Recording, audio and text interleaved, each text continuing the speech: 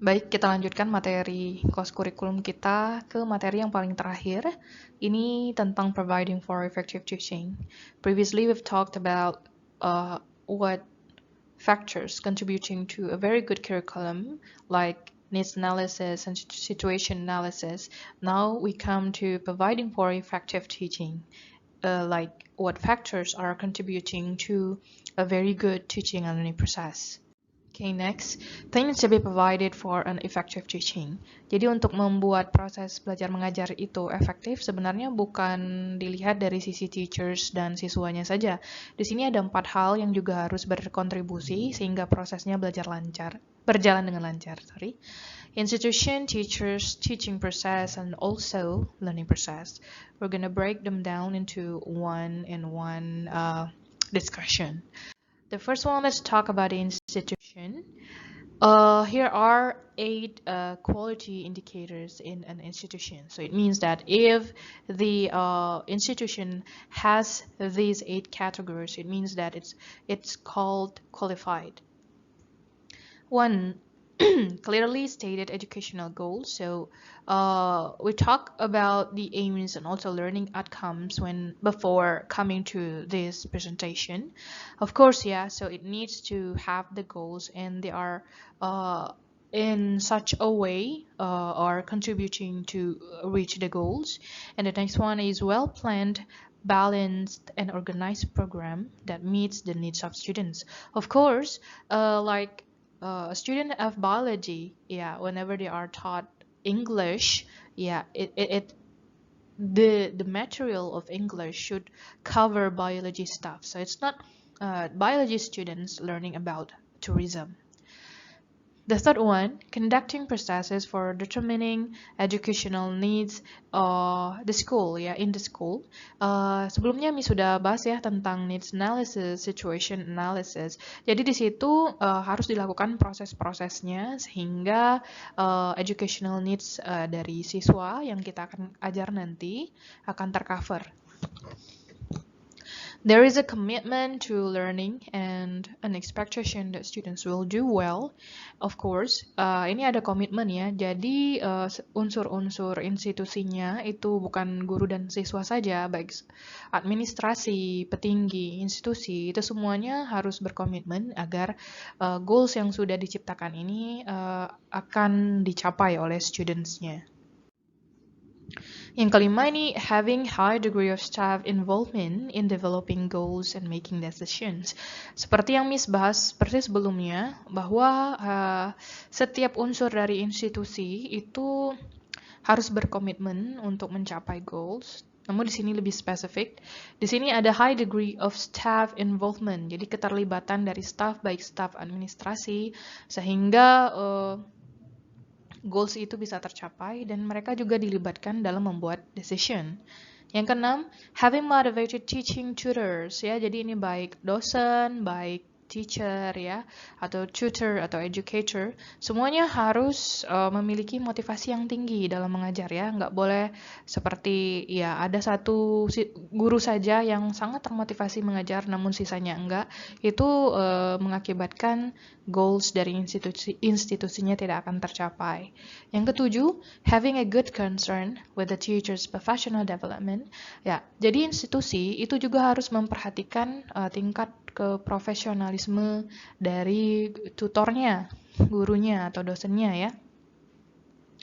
Seperti memberikan kesempatan untuk berpartisipasi di seminar atau workshop. Ini akan kita bahas lebih detail di PowerPoint berikutnya.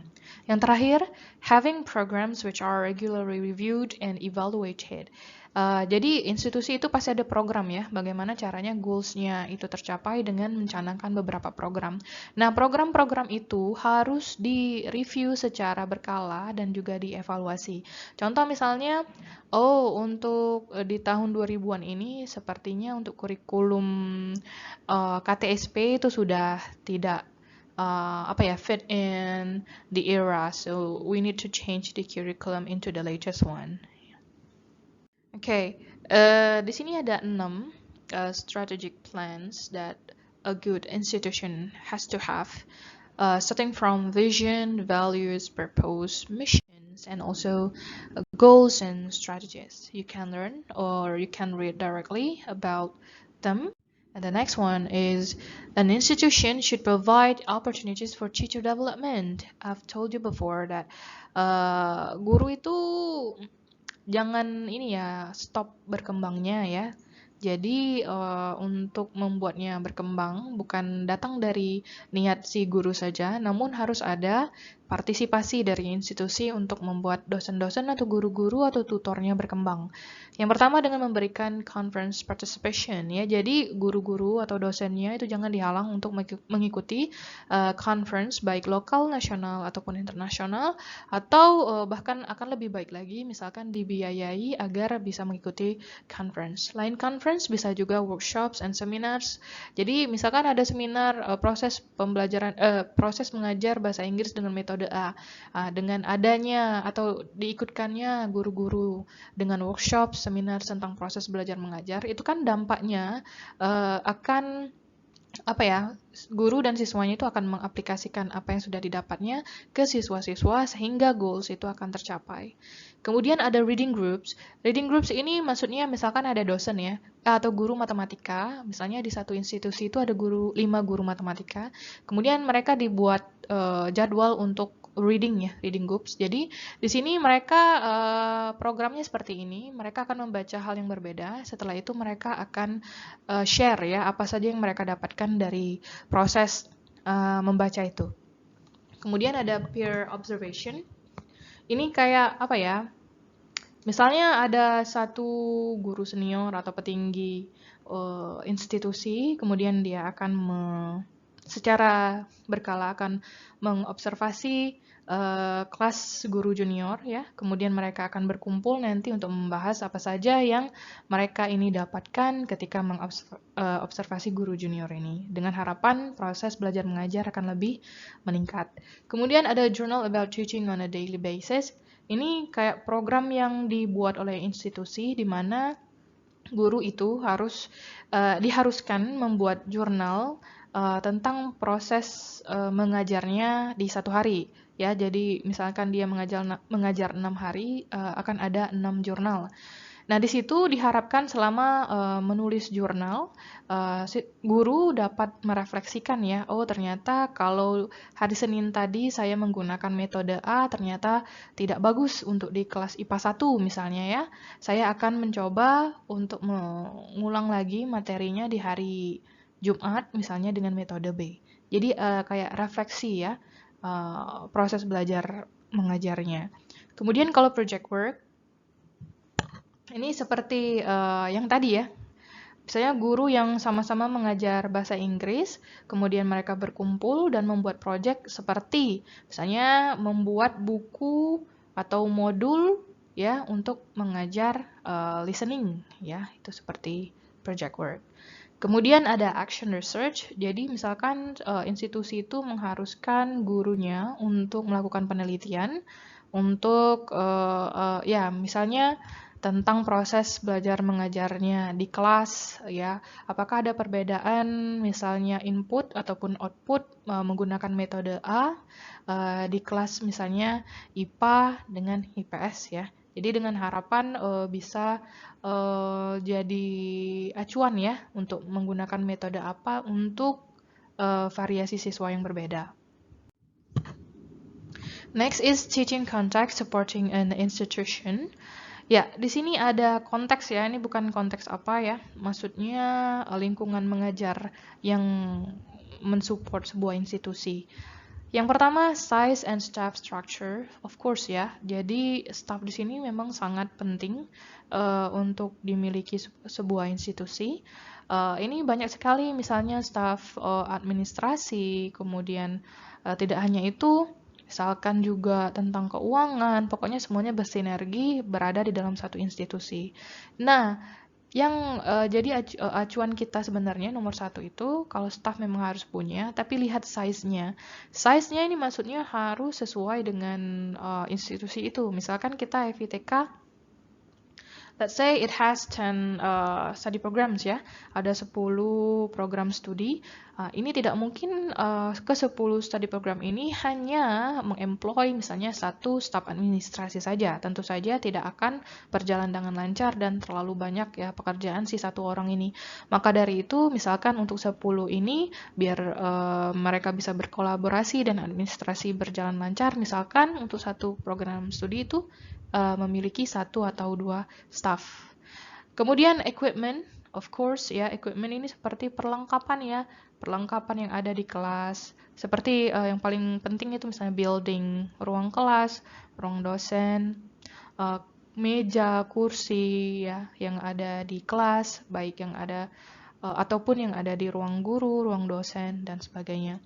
Kemudian untuk support staff like OB ya misalnya, yang juga sebenarnya sangat penting peran mereka ini dalam kelancaran sebuah institusi.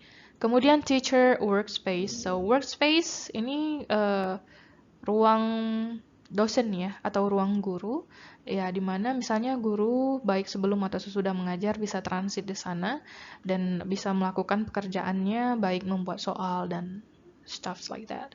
Yang kelima, ini ada teacher resource room. Resource room, it's like a library, but doesn't necessarily mean that it only has books. Like, jadi ada satu ruangan di mana di situ dilengkapi dengan buku ya untuk isinya tentang materi ajar ya.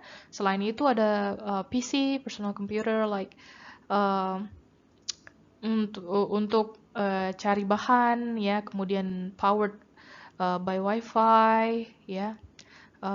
AC begitu ya, yang mensupport guru dalam mencari bahan ajar.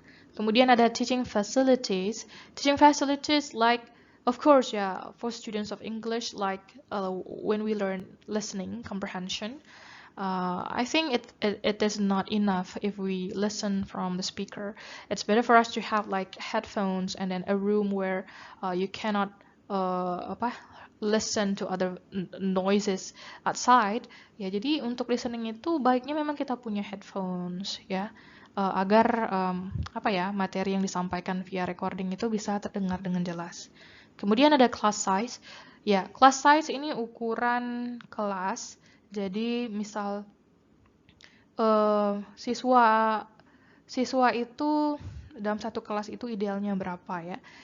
Untuk program studi pendidikan bahasa Inggris, I think it's already large. However, the number of students of English are way too many ya. Jadi kelasnya itu sudah large, namun isinya kalau 40, 45 itu sudah stuffy ya.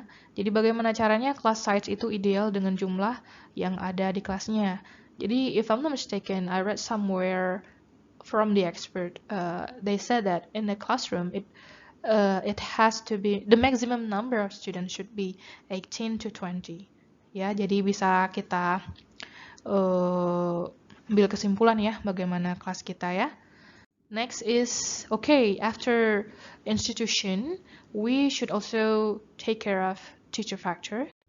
Oke ya, jadi tadi guru itu sudah disinggung sedikit, namun terkait dengan haknya ya, misalkan diberikan kesempatan untuk berkembang, seperti diberikan kesempatan berpartisipasi seminar atau conference dan sebagainya. Namun di sini ada juga kewajiban yang harus dilakukan oleh guru, yaitu dengan guru itu harus memiliki knowledge. Apa arti knowledge di sini? Jadi knowledge, pengetahuan di sini bukan keahlian yang dia punya ya. Seperti misalnya guru bahasa Inggris itu harus tahu semuanya tentang bahasa Inggris ya. Tahu tentang morphology, phonology, grammar, and stuffs. Namun dia juga harus memiliki practical knowledge. Practical knowledge here, it deals with how to manage the classroom. Jadi bagaimana caranya guru itu harus bisa memanage kelasnya ya. Jadi bukan mengajar-ngajar saja. Kemudian untuk konten sudah Miss bahas ya. Tadi sesuai dengan jurusannya. Misalkan kalau guru biologi dia harus tahu semua ya konten pengetahuan biologi. Kemudian contextual knowledge. Kalau contextual knowledge ini familiarity with the school, with the institution, with the norms, with the learners ya. Maksudnya seperti ini, guru itu juga harus tahu norma-norma yang dimiliki oleh sekolah atau institusi, kemudian juga harus tahu misalnya konteksnya mengajar anak kecil ya, misalkan mengajar toddler.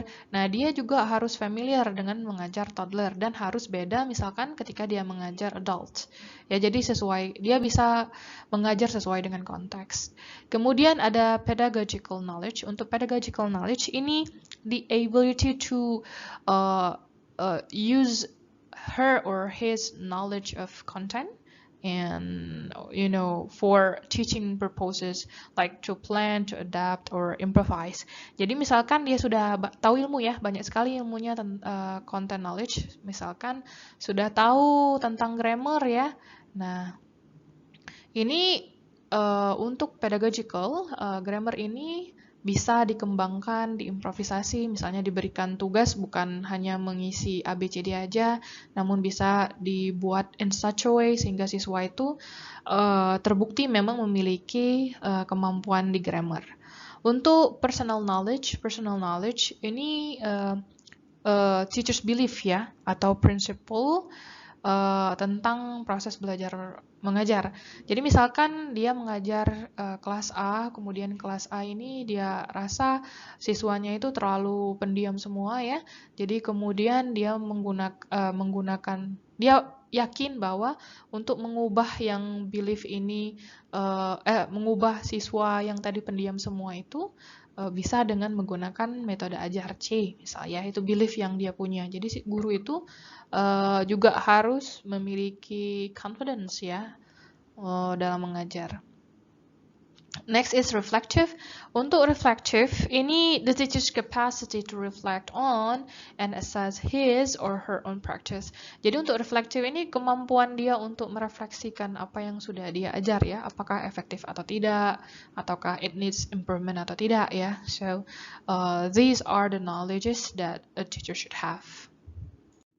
Oke, di sini ada support for teachers. Jadi di sini ada 8 support yang sebenarnya bisa empower the teachers. First one is orientation. Ini sebenarnya untuk newly recruited teachers, jadi guru-guru yang baru direkrut, itu diberikan orientasi di mana mereka diberikan kesempatan untuk beradaptasi dulu sebelum masuk atau terjun ke dalam proses belajar mengajar yang sebenarnya. Kemudian adequate materials, jadi materi ajar yang cukup, ya dengan misalkan seperti tadi ada workspace dan juga ada resource room di mana di dalamnya full materi ajar, kemudian full juga wifi, akses internet yang benar-benar menyamankan ya, membuat guru-gurunya nyaman dalam mencari materi ajar. Kemudian ada course guides ya, jadi kayak modul ya, modul-modul pembelajaran sehingga bisa memudahkan guru untuk beradaptasi ya, atau nantinya akan mengajar di kelas yang sebenarnya. Further training, benar ya, ini yang Miss bilang tadi, misalkan training ini dapat dari conference, dapat dari seminar, ataupun dapat dari workshops. Kemudian mentors, ya mentors ini yang Miss bilang guru senior atau guru junior. Jadi guru senior ini mementori guru-guru junior. Jadi guru junior ini kalau ada pertanyaan bisa ditanya dengan guru senior ini. Kemudian feedback, ya feedback ini banyak sekali sumbernya, bisa dari guru senior ketika proses mentoring ini ya, atau dari petinggi institusi, sehingga nanti akan ada improvement dari guru-guru yang ada di institusi tersebut. Rewards of course ya, kalau misalkan gurunya berprestasi, ya diharapkan ada sebuah penghargaan ya, appreciation kepada guru tersebut, misalkan diberikan hadiah apa gitu ya, sehingga lebih termotivasi untuk meningkatkan keprofesionalismenya dalam mengajar. Kemudian reviews, ya sama seperti feedback ya, namun review ini mungkin regularly seperti 1 semester atau dalam 1 tahun, sehingga nanti ini sifatnya lebih general, lebih luas ya, bukan yang feedback yang lebih ke pertemuan sehari-hari ya, harian. Kemudian di sini teaching process. Okay, next is maintaining good teaching process. Jadi di sini ada tips ya agar teaching process itu berjalan dengan lancar. Yang pertama itu ada proses monitoring ya. Jadi guru itu tidak benar-benar bebas ya. Jadi akan ada yang namanya monitoring. Jadi guru itu dipantau. Jadi apa ya, tindak tanduk yang tidak mencerminkan atau yang tidak akan membantu institusi mencapai goals itu akan terpantau nantinya ya. Kemudian untuk keduanya ada observasi tentu. Jadi guru-guru yang ada di kelas itu secara berkala akan di-observe ya. Jadi akan ada feedback nantinya, review ya, dengan harapan akan ada peningkatan dalam proses mengajar. Identification and resolution of problems. Ya, jadi misalkan ada permasalahan dalam mengajar itu bisa segera diketahui dan akan dicari solusinya. Keempat, shared planning. Ya, ini proses perencanaan mengajar yang di-share dengan guru yang sama-sama mengajar mata kuliah atau mata pelajaran yang sama ya. Jadi misalkan guru-guru morfologi misalkan atau linguistik ya, itu bisa duduk bersama kemudian membahas materi ajarnya. Kemudian misalkan ada satu guru yang kurang paham, itu bisa share problemnya dengan guru linguistik lain sehingga problemsnya bisa terpecahkan dengan proses ini. Documentation and sharing of good practices. Documentation ini ya, jadi dokumentasi tentang good practice dan dokumentasi itu bisa di-share sama rekan kerja ya. Kemudian 6, self-study of the language program. Jadi guru itu baiknya ya ada namanya self-study, mempelajari diri sendiri. Ini maksudnya mempelajari proses mengajarnya apakah sudah bagus atau belum, apakah sudah sesuai needs siswanya atau bukan ya. Jadi ada proses self-study juga. Kita lanjut ke learning process ya, yang faktor yang paling terakhir. Students' individual differences might help in the success of teaching ya, in terms of learning styles. Jadi untuk learning process ini kan fokusnya yang belajar itu adalah siswa, dan untuk membantu ya kesuksesan belajar mengajar kita baiknya melihat variasi siswa itu secara individu. Biasanya paling menonjol itu ya cara mereka belajar yang berbeda-beda. Nah, di sini ada 4 learning styles dari siswa. Ini menurut buku kita Jack Richards. Sebenarnya ada teori lain untuk learning styles, namun di sini yang dipaparkan oleh Jack C. Richards. The first one is concrete learners who prefer learning by games, pictures, films, and videos. Ya, jadi ada learners yang tidak suka terlalu belajar yang monoton, namun dia maunya gerak ya, main games yang bisa melihat gambar-gambar yang lucu atau gambar-gambar yang warna-warni, films and videos. Itu masuk ke concrete learners. Kemudian ada analytical learners. Ini yang seneng yang apa ya, kayak scientific ya. Kalau belajar grammar itu kan ada subject plus verb, jadi kayak formula. Dia juga suka belajar buku, membaca buku dan studying alone. Ya kayak intrapersonal ya, she or he prefers to learn alone. Next, communicative learners. Nah, ini yang suka ngomong ya. Selain learn by observing and listening to native speakers, talking to friends in English, everything involving communication. Ini kayak interpersonal ya kalau di multiple intelligence.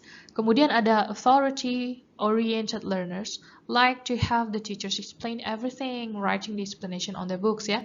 Jadi ini ada siswa yang memang benar-benar suka mendengarkan penjelasan, kemudian mencatat semua yang ada di papan tulis ke dalam bukunya. Nah, ini masuk ke authority oriented learners.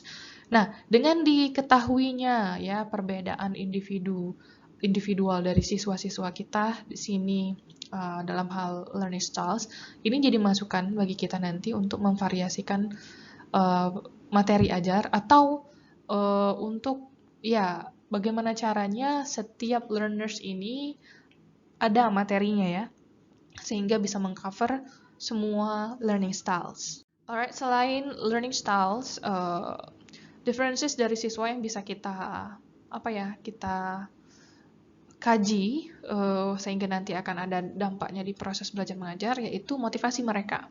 Di sini dikatakan bahwa ada baiknya untuk tahu motivasi siswa itu apakah tinggi, medium, ataukah rendah ketika masuk ke kelas kita ya. Ini bisa dalam bentuk menyebar kuesioner atau juga misalkan sharing session aja ya ketika kelasnya baru dimulai. Nah, pertanyaan di questionnaire ataupun sharing session ini bisa mencakup ini. Why do they choose the institution?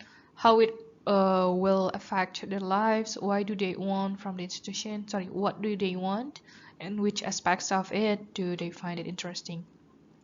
Dari sini kita bisa mengambil kesimpulan, nanti misalkan ternyata mereka sangat antusias ya dengan bisa kelihatan dari jawaban-jawaban mereka. Ini bisa terlihat bahwa motivasi mereka tinggi dan kita tinggal memfasilitasi motivasi mereka itu ya, sehingga nanti mereka akan mencapai goals yang sudah ditetapkan oleh institusi. Namun misalkan untuk low motivation students, mungkin kita bisa lebih maksimal dalam proses mengajar, memvariasikan segala materi, lebih banyak referensi baik dari cara mengajar, metode mengajar ataupun materi ajar. Okay, I think that's all for today's video. Thank you for watching this video, and I will be seeing you guys for final exam. Thank you. Wassalamualaikum warahmatullahi wabarakatuh.